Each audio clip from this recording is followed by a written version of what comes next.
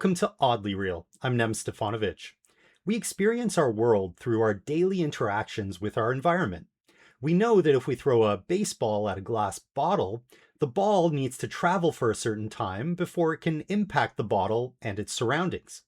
We also know that all of the objects that we see around us, like a coffee mug or a plane that's flying through the air, have definite positions and momentums. Yet, strangely, this description of the world we know is not true for the quantum realm or the realm of the subatomic.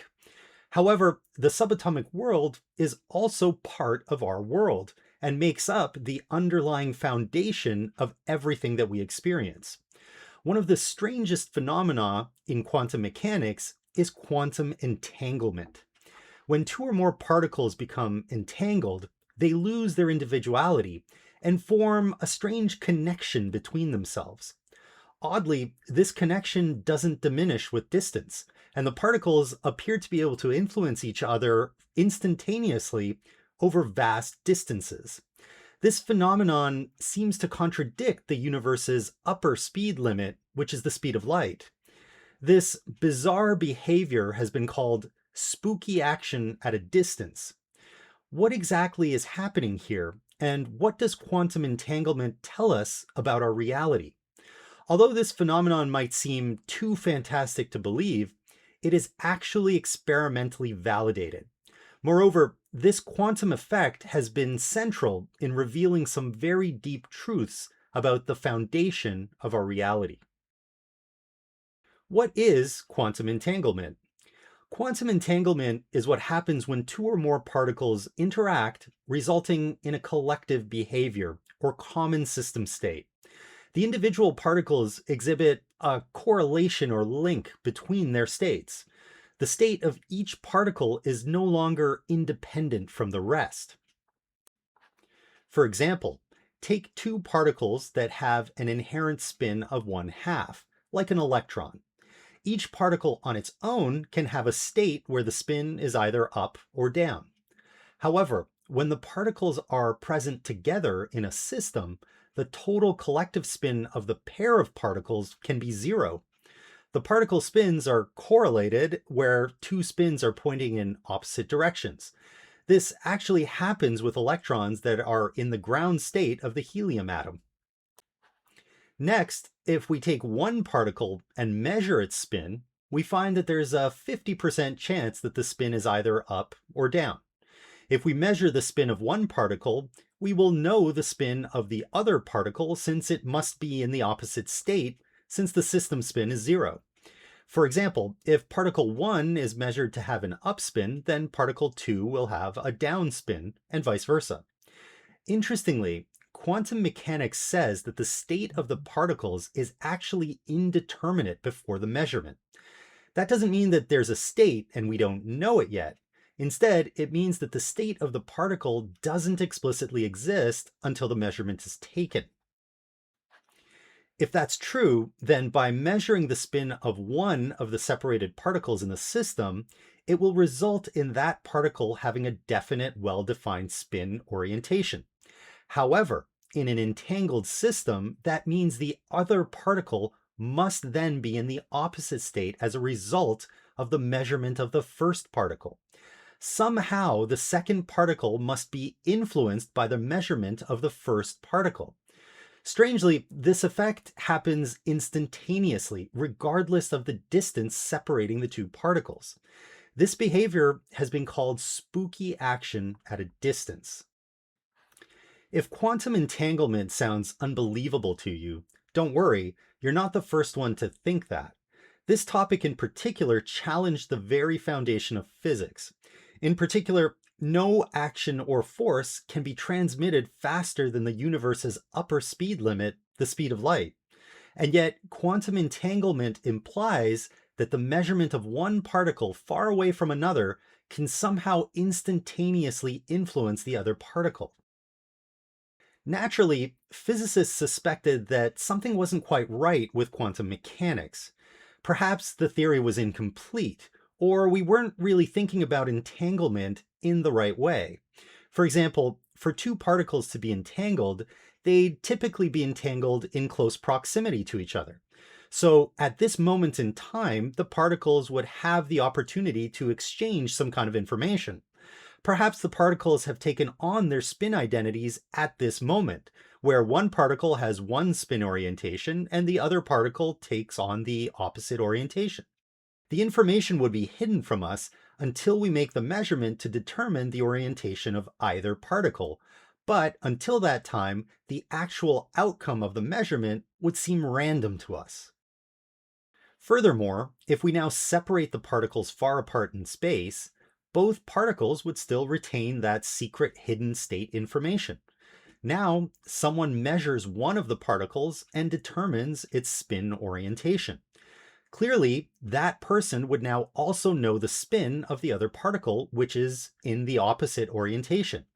So we have an explanation here that is not so out of the ordinary. There was no instantaneous assignment of a particle state across a vast distance. The particle already had a state, and the problem was with us and a lack of our information. We just didn't know the state until we did our measurement. In this situation, we say that the particles have hidden variables, which are completely deterministic but unknown to us. A similar such argument was made in the first half of the 20th century, and the argument seemed logical. It was a powerful argument because it appealed to common intuition, and it didn't violate the known laws of physics. This argument also implied that the behavior of particles is determined locally from other nearby particles and the environment around them. There didn't have to be a spooky, unexplainable action from afar. Although plausible, this explanation or the quantum mechanical explanation were essentially philosophical. There wasn't really definitive proof one way or the other. Amazingly, there is actually a test to be able to determine if particle states possess predetermined hidden variables or if they are truly indeterminate until they're measured. The fundamental idea is to start by assuming there are two different possible realities. In one reality, the world is deterministic and not random. What appears random to us is actually just because we have a lack of information. There are hidden variables that will secretly determine the outcomes of our measurements before an experiment reveals that information to us. In the other reality, there is a real randomness in particle behaviors.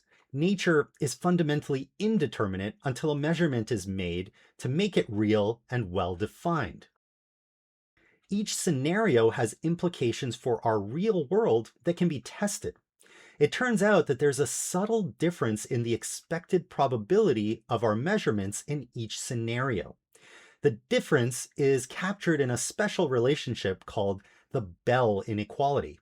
Simply speaking, the Bell inequality can be used to predict the likelihood of measuring a particle's spin in a particular orientation if there are underlying hidden variables.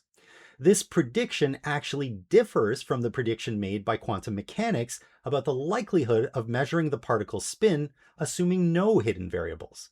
Thus, the two hypotheses can be tested and distinguished from each other. This experiment was actually conducted in 1964, and the results have been called one of the greatest discoveries in the history of physics. The outcome of the experiment proved conclusively that we do not live in a universe that is governed by particles containing predefined hidden variables. The Bell inequality was violated. Instead, we live in a universe where the states of particles are indeterminate until they are measured. Moreover, as strange as it sounds, entangled particles are somehow connected to each other, even over vast distances. In other words, quantum mechanics is fundamentally non-local. The idea that only nearby phenomenon and my surrounding environment is what influences objects in the universe is not true. There is a correlation and instantaneous assignment of particle states between particles, which is unaffected by the limit imposed by the speed of light in spacetime. Since the discovery of Bell's theorem, these results have been validated through countless experiments and are now well-established facts. However, the actual mechanism for particle entanglement is still very mysterious. Modern physics has toyed with the idea that entangled particles may actually be connected by wormholes. In fact, it has even been proposed that the very fabric of spacetime itself, regardless of the presence of particles, may be woven by wormholes. The wormholes themselves may actually even act as a kind of spacetime material that connects the different points of spacetime together. Although these ideas appear to be mathematically consistent, they're far from proven or accepted in the scientific community. Research continues to probe deeper into the underlying physics of quantum mechanics and spacetime itself. I hope you enjoyed this episode, and remember, oddly real, really interesting.